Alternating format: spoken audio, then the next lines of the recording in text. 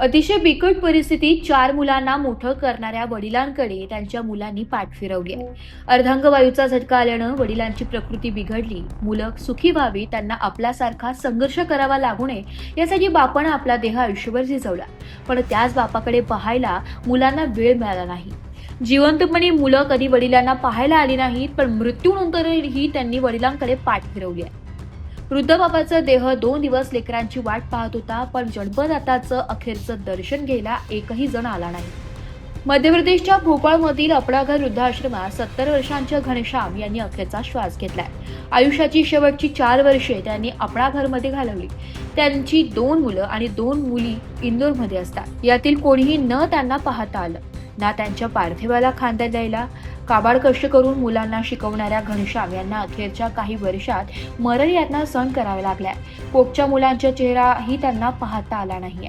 घनश्याम यांच्या इंदूरमध्ये सायकलचं टायर ट्यूबचा लहानसा व्यवसाय होता. एक लहानसं घर होतं. पत्नीनं जग सोडलं तेव्हा घनश्याम यांची सर्वात लहान मुलगी 2 वर्षांची होती. तेव्हापासून घनश्याम हेच मुलांची आई झाले. त्यांना आईबाप अशा दोघांचंही प्रेम दिलं. स्वतःच्या गरजांकडे दुर्लक्ष करून मुलांना कष्टानं मोठं केलं. घनश्याम यांनी रक्ताचं पाणी करून मुलांना वाढवलं. मुलं आपापल्या पायावर उभी राहिली. घनश्याम यांना काही वर्षांपूर्वी अर्धांगवायूचा झटका आला. त्यांना चालणं फिरणं जमीन असं झालं. तेव्हा त्यांना सांभाळण्यासाठी 4 मुलांपैकी कोणीही पुढे आलं नाही. घनश्याम स्वतः भोपाळच्या ISBT बस स्टँडपर्यंत पोहोचले तेव्हा काही सामाजिक कार्यकर्त्यांनी त्यांना पाहिलं. त्यांनी घनश्याम यांना आपल्या घर वृद्धाश्रमात नेलं. वृद्धाश्रमाच्या संचालिका माधुरी मिश्रा यांनी दिलेल्या माहितीनुसार घनश्याम यांनी त्यांच्या कुटुंबाशी संपर्क साधण्यासाठी एक फोन नंबर दिला होता. त्यांच्या निधनानंतर त्या नंबरवर फोन केला. 2 दिवस संपर्क साधण्याचे प्रयत्न केले, पण कोणीच प्रतिसाद दिला नाही.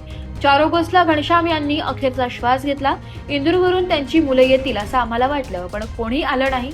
शव दीर्घकाळ सुरक्षित ठेवण्याची व्यवस्था नसल्याने पोलिसांच्या मदतीनं अंत्यविधी करण्यात आला. घनश्याम यांच्या संपत्तीच्या वाटपावरून मुलांमध्ये नाराजी निर्माण झाल्याचं निरीक्षण माधुरी मिश्रा यांनी नोंदवलंय.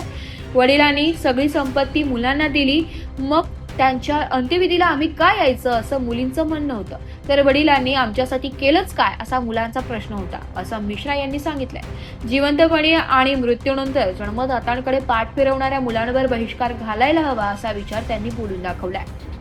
वृद्धापकाळात आई वडिलांची साथ सोडणाऱ्या मुलांची संख्या वाढली आहे. याबद्दल समाज म्हणून आपण काय उपाययोजना करू शकतो? कृपया तुमची मते कमेंट बॉक्समध्ये नक्की व्यक्त करा. वृत्तसंकलन विभाग, एस मराठी न्यूज, नाशिक.